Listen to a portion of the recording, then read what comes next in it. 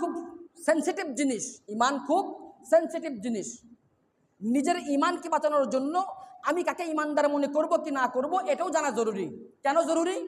আমরা অনেক সময় বলি না যে কোনো একজন কাফেরকে কাফের বলতে আমরা সংশয় বোধ করি, কুণ্ঠা বোধ করি, নাস্তিককে নাস্তিক বলতে আমরা কুণ্ঠা বোধ করি, মুরতাদকে মুরতাদ বলতে আমরা কুণ্ঠা বোধ করি।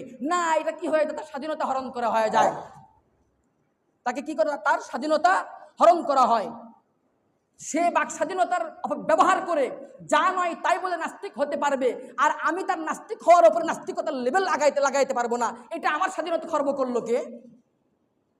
কথা বুঝাইতে পারছি?